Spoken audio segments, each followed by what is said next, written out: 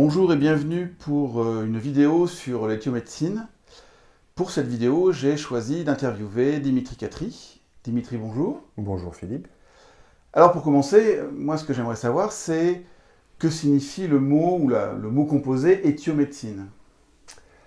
Éthiomédecine, c'est un mot inventé par Jean-Louis Brinette, qui est l'inventeur de l'éthiomédecine. On a la racine latine ethio, qui signifie cause, et médecine, donc on parle ici d'une médecine des causes. Alors sur quelle vision du monde ou précepte repose cette pratique d'éthiomédecine? L'éthiomédecine repose sur des travaux. D'abord les travaux du docteur Nogier, qui est un généraliste de la région lyonnaise, et qui avait découvert des points sur l'oreille, une forme de simplification de l'acupuncture. Je résume ici un peu sommairement ses travaux. On peut lui rendre hommage pour avoir découvert certaines choses qui ont été réutilisées en éthiomédecine par Jean-Louis Brinette, qui se formait à l'auriculomédecine et qui a senti que si on avait des résultats, ça venait peut-être pas forcément du matériel ou de la méthode, qu'il y avait autre chose qui se jouait, quelque chose peut-être du domaine un peu plus de l'invisible, des choses moins nommables parfois. Est-ce que ça veut dire que l'éthiomédecine fait partie du courant des approches plus énergétiques dans le travail sur soi? C'est vrai que ça a été un des premiers travaux du docteur Brinette. C'était de savoir de quoi on parlait. Et effectivement, il s'agit d'énergie, voilà, d'énergétique. Il a donc fallu donner une définition à l'énergie. Certains ont décidé de la mystifier. On parlera de bonne énergie, de mauvaise énergie. Et d'autres ont décidé de la nier. Et au milieu, il n'y avait pas grand-chose. Il n'y avait peut-être même rien du tout. Et lui, ça a été sa force et son audace, réussir à définir l'énergie et de travailler sur ce dossier-là, un dossier complexe. Surtout quand on est de formation médicale. Une fois qu'il y a une brèche dans notre édifice de connaissances ou de croyances, il y a un moment où on est obligé d'avancer vers l'envie de savoir, de comprendre, de pouvoir mieux aider les autres, les patients. Et on ne peut pas faire machine arrière. Donc je rends ici hommage au docteur Jean-Louis Brinette qui a fait un travail de recherche remarquable. Tu veux dire qu'il a osé à l'époque aller peut-être à contre-courant de la pensée dominante dans le domaine médical, Oui, du oui, bien-être? oui, je pense qu'il a dû avoir des grands moments de solitude, oui, d'avancer vers l'inconnu tous les jours, de découvrir des choses, de partir des fois peut-être sur des fausses pistes, de devoir faire machine arrière, de l'accepter, de le reconnaître, et d'avancer vers quelque chose qui soit strictement opérant, efficace pour le patient. Voilà. Donc ça repose sur un travail d'expérimentation. D'accord. Voilà. Il n'y a pas de compilation ésotérique, par exemple. C'est vraiment un travail de recherche qui s'est fait pour le docteur Jean-Louis Brinette sur une vingtaine d'années à partir des années 80 et qui avait déjà été amorcé par le docteur Nogier. Donc on a une longue période de travail de recherche. Est-ce que ça veut dire que dans votre vision des choses, votre perception de l'humain, est-ce qu'en fait, il n'y a pas de bonne ou mauvaise énergie, mais peut-être de l'énergie qui circule et de l'énergie qui ne circule pas? Est-ce que c'est plutôt ça? C'est vrai qu'on va avoir tendance à interpréter, le mental interprète bonne énergie, mauvaise énergie. Pour moi, c'est plus simple que ça. Du coup, tu le dirais comment là? Si par exemple, il y a du vent dehors et que je suis chez moi, le seul moyen de savoir qu'il y a du vent, c'est d'observer quelque chose qui fait obstacle au vent. S'il y a un arbre dehors, je vais voir les feuilles bouger, les branches bouger. Ça peut m'indiquer qu'il y a du vent. Parce que je ne l'entends pas, je ne le sens pas. Donc il y a une énergie, mais on ne la détecte que si quelque chose lui fait obstacle. Sinon, à un endroit où le vent peut se déplacer sans obstacle, si je ne suis pas dehors, je ne peux pas savoir qu'il y a du vent. Donc on parlera d'un problème d'un point de vue d'énergie à partir du moment où il y a un obstacle à cette énergie. Mm. Un autre exemple qui serait intéressant, pour effectuer une radio d'un os et savoir si on a une fracture ou pas, en mesurer l'étendue, j'envoie des rayons X. La peau, les muscles laissent passer les rayons X. Les os ne laissent pas passer les rayons X. Les rayons X rebondissent sur les os. C'est ce qui va nous donner une image par résonance magnétique. Et donc les os sont aux rayons X, ce que la souffrance va être à l'énergie. C'est-à-dire, je ne laisse pas passer quelque chose dans ma vie. Je refuse, souvent très inconsciemment, quelque chose qui est. Donc je fais barrage et du coup ça appuie sur moi. Et ça va générer cette souffrance. À partir du moment où j'identifie ce qui fait pression sur moi et comment je peux corriger la plupart du temps ma vision des choses, va me permettre de laisser passer ce qui est, m'adapter à ce qui est. Est-ce que ça veut dire que lorsque je perçois alors une souffrance, peut-être une pathologie, un empêchement dans ma vie, des choses qui ne se passent pas de manière je sais pas, fluide ou légère ou joyeuse, ça correspond à ce fameux arbre dont tu parles qui bloque un courant énergétique en moi ou dans mon existence? Est-ce que c'est ça? Exactement. Le problème, c'est pas le vent, c'est l'arbre qui est au milieu. D'accord. Voilà. Alors du coup, comment au cours d'une séance d'éthiomédecine, tu vas faire émerger, identifier cet arbre ou cet os voilà, qui fait obstacle à l'énergie? Donc dans une séance, pour identifier ce sur quoi la personne bloque et qui va générer de la souffrance chez elle, je vais m'appuyer sur les cartographies qui m'ont été transmises lors de ma formation, qui ont été élaborées par le docteur Jean-Loup Brinette. C'est des cartographies qui sont au nombre de deux, principalement. Une qui va concerner l'émotionnel, et une autre cartographie un peu plus compliquée qui va reprendre toutes les situations auxquelles un individu peut être confronté. Quand tu dis cartographie, histoire de bien se représenter les choses, on ne parle pas d'une carte comme la carte de France, mais d'une liste des arbres possibles ou des os possibles. Exactement. Voilà. Je vais avoir listé un petit peu tous les événements de la vie à laquelle on peut être confronté, auxquels on peut être confronté. Ouais. Une fois que tu descends cette liste voilà, d'origines possibles, comment est-ce que tu sais que pour cette personne-là, c'est plutôt ce type d'origine et pour telle autre, peut-être une autre origine? Ma cartographie, ça va être mon cadre. L'outil principal, ça va être la prise de pouls, qui nous vient de l'auriculomédecine. Je prends le pouls de la personne et je vais pouvoir, au travers de certaines perturbations que je vais retrouver dans son pouls, identifier une absence de neutralité par rapport à une information. Est-ce que tu veux dire que quand tu nommes, quand tu te relis à une des informations sur ces cartes dont tu parles, le pouls de la personne va se mettre à taper plus fort, c'est ça? Je ne vais pas avoir tellement une modification du pouls en lui-même, Ouais.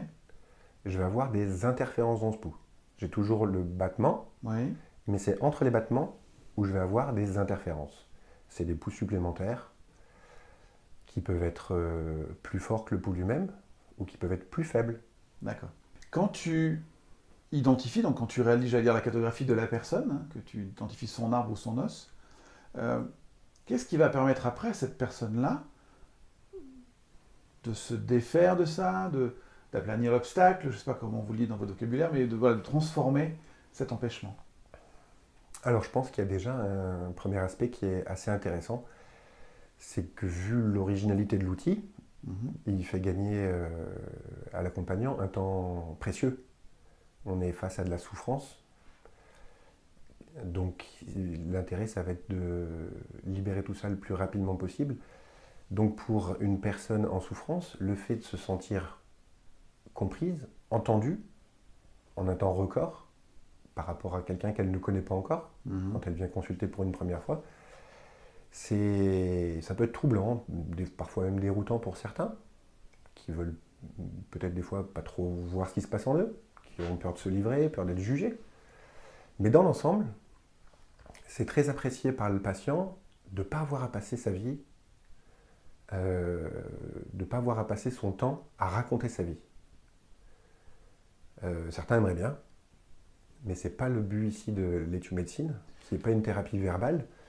On va, grâce à notre outil, prise de pouls, cartographie, identifier rapidement, souvent un événement qui a posé un problème dans la vie de cette personne-là. On peut tout de suite lui parler de quelque chose de fédérateur pour lui ou elle. Là, la personne se reconnaît là-dedans. Elle se sent entendue. Donc c'est déjà un premier élément. Le fait de se sentir entendu dans sa souffrance, le fait de se sentir compris ou comprise, va permettre de sortir de cet isolement aussi qu'est la souffrance. On est dans une société où bonjour, est-ce que tu vas bien? Ça va? Oui, moi ça va. On essaie un peu de... On va tout le temps bien. Et c'est un peu difficile de dire, je ne sais pas si on a beaucoup de gens sur qui on peut compter pour dire, allez, je vais voir mes amis et je vais leur dire que ça ne va pas et vraiment que ça ne va pas, que j'ai un problème avec quelque chose. On a tous la chance d'en avoir quelques-uns, pas toujours disponibles, qui des fois eux-mêmes vont pas non plus très bien. Donc ça peut être intéressant comme ça de trouver quelqu'un qui peut nous comprendre, nous entendre, sans qu'on ait à passer du temps à papoter de tout et de rien, qui va souvent même être plus un système de refoulement. On va tourner un peu autour du pot. On parle plus pour refouler. Là, l'originalité, j'identifie très rapidement quelque chose qui s'est mal passé pour la personne, ou quelque chose que la personne craint, donc une souffrance, un stress. La personne se reconnaît là-dedans, se sent entendue, elle sort de son isolement, du coup elle ouvre son affectif. Donc ce que je comprends, c'est que la première chose qui aide la personne, c'est que sa partie souffrante soit accueillie, entendue, reconnue. Ça l'aide déjà. Qu'est-ce que l'éthiomédecine propose après pour poursuivre ce cheminement-là, poursuivre cette libération-là, pour tronçonner l'arbre en petits bouts pour qu'il n'y ait plus de résistance au vent? Justement dans l'exemple de l'arbre, je ne peux pas me permettre de couper l'arbre de manière à me rassurer si j'ai peur du vent. Quand je suis dans ma maison, je ne vois plus la partie qui fait obstacle à l'énergie vent. Par contre, l'arbre qui aura grandi avec le vent aura pris l'habitude de s'adapter à cet élément-là. Il sera donc souple en conséquence. Donc il y a un processus naturel dans l'évolution d'une personne qui est d'avoir connu des traumatismes, d'avoir vécu des expériences nouvelles qui le font sortir de sa zone de confort et qui l'enrichissent quelque part. Mais il va y avoir des fois des séquelles, des choses qui se sont mal passées, ou dans l'expectative de vouloir prendre un chemin dans la vie, changer de métier, tomber amoureux, se lancer dans certaines aventures, parfois simplement déménager. Il y a des craintes inconscientes d'aller vers quelque chose.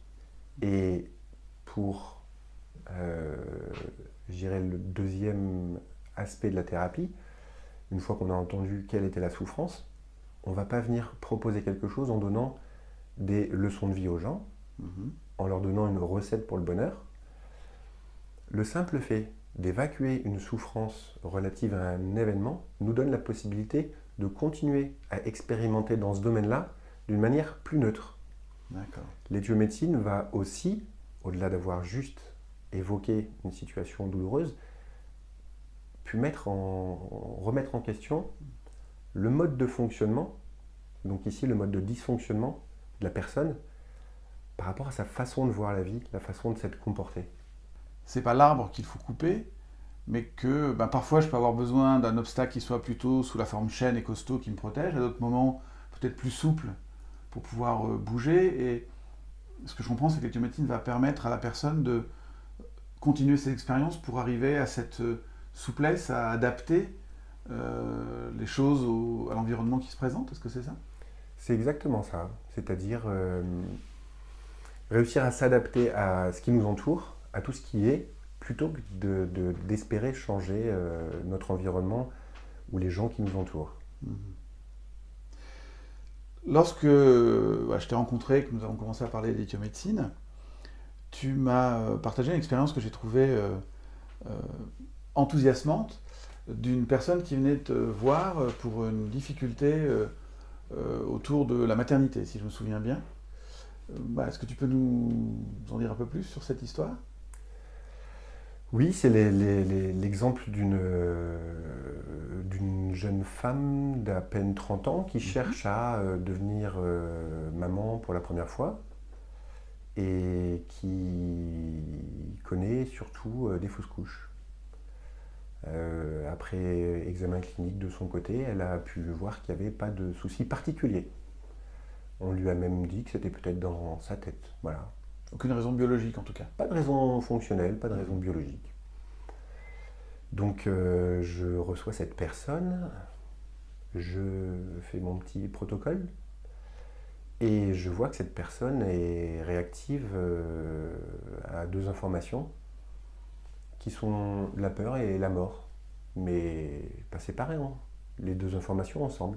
Mhm. Donc qu'est-ce que j'entends? La peur de donner la mort. Ça correspond à des sensations physiques dans le corps qui sont réelles. Quand tu dis que ça correspond à des perceptions réelles, en fait, tu veux dire quoi? La personne qui venait pour cette problématique et moi-même avons ressenti un moment du froid. D'accord, elle et toi. Elle et moi, en plein été. Mhm. Voilà, on a ressenti du froid nous parcourir la colonne vertébrale. Mhm. Et nous avons ressenti également en commun quelque chose qui crispait le ventre. Et on avait ces deux informations, la peur et la mort. Euh, et à un moment, il y a un eureka de mon côté qui n'est pas très compliqué, vu que l'outil nous dégrossit bien le travail. La peur de donner la mort.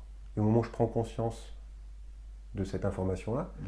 j'ai à la fois des réponses au niveau de mon pouls et j'ai aussi une réponse au niveau de la personne qui me regarde comme si je venais de lui parler ou de lui dire quelque chose. Elle a perçu quelque chose, elle a senti.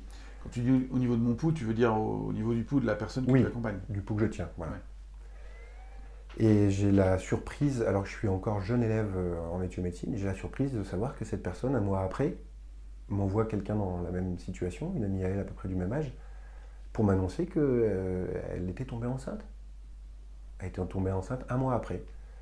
Et en se revoyant plus tard pour d'autres choses, j'ai pu comprendre que cette personne-là, alors je ne connaissais pas son histoire, avait dans sa famille quelqu'un qui, pour son premier enfant, avait eu la douleur de le perdre à la naissance. Mhm. Et donc cette personne qui était venue me voir et qui avait un problème de fausse couche alors qu'elle voulait devenir maman, avait quand même inconsciemment peur de donner la mort. En tombant enceinte, elle prenait le risque de donner la mort. Et c'est quelque chose qui était tellement fort chez elle que apparemment, biologiquement, ça suivait un peu la pensée, on pourrait imaginer. Alors, dans tous ces courants d'accompagnement, de mieux-être, de transformation de nos vies, de transformation de nos difficultés, euh, les gens peuvent être parfois perdus pour savoir vers lequel se tourner. À qui pourrait s'adresser, ou à quel type de situation pourrait s'adresser l'éthiomédecine? L'éthiomédecine, j'ai remarqué que ça fonctionne extrêmement bien avec les enfants. Voilà, c'est vraiment les personnes avec lesquelles j'ai le plus de plaisir à travailler. Les enfants, pas vraiment encore de mental, pas de barrière. Donc ils sont assez simples dans leurs émotions. Ils aiment, ils aiment pas. Voilà, il y Ils a ne mentalisent parfois, pas. ils mentalisent pas. Il y a Mhm. parfois pas besoin de leur parler. On a une information, ils y sont réactifs. On le vérifie en leur en parlant. On sent qu'il y a de l'émotion qui se Mhm. raccorde par rapport à ça. L'émotion se libère et ils peuvent continuer à expérimenter ce qui posait problème dans la vie pour eux. Ils ont un peu posé le paquet. Voilà, Mhm. c'est très simple, très efficace. J'ai vu des enfants qui avaient des problèmes pour dormir, des enfants qui avaient de l'hyperactivité, des enfants qui avaient des problèmes avec la nourriture, des choses comme ça. Ensuite, sur l'éthiomédecine, on n'intervient pas forcément sur la notion d'une maladie. On intervient beaucoup plus sur la notion d'une personne. Si cette personne est prête à partager sa souffrance, si elle est capable de se laisser toucher, elle peut prétendre à être accompagnée avec l'éthiomédecine. Ça sera beaucoup plus compliqué quand quelqu'un se pose et souhaite qu'on lui débarrasse de son mal comme s'il s'agissait d'un exorcisme. Là, je ne peux pas grand-chose. Très sincèrement, ce n'est pas mon domaine de compétence. Ce que j'entends, c'est que dans cette pratique-là, la personne est active, même si elle est allongée sur une table, et notamment par son ouverture d'esprit et sa capacité à entendre les messages. La personne est partie prenante. Le résultat d'une séance repose sur 3 piliers. Le thérapeute, qui doit être compétent, l'outil, qui pour moi fait ses preuves, et le patient, qui doit être dans une démarche de bonne volonté. Déjà présent au niveau de l'implication, de sa présence. On a tous fait l'expérience de dire à quelqu'un qui est à côté de nous, t'es avec moi ou pas? T'es là ou t'es pas là? Alors qu'on voit la personne, mais on lui demande quand même si elle est là. Donc on parle bien de quelque chose de plus subtil. C'est la notion de présence. Voilà. Et quand une émotion remonte, quand quelque chose est douloureux, cette notion de présence a tendance à partir. Le mental prend le dessus. On se met à penser. Et c'est un des grands problèmes de notre société. C'est une des choses les plus rencontrées en traitement. C'est quand le mental essaie de trouver une solution à une problématique, où on a vraiment l'impression que d'un coup on en a deux. Un problème et un deuxième problème qui est de réfléchir au problème ou de chercher des solutions. Dimitri, merci pour ces informations sur l'éthiomédecine. Merci Philippe. Et puis je vous souhaite d'explorer cette démarche pour contribuer à vous rendre la vie plus belle. À très bientôt. Au revoir.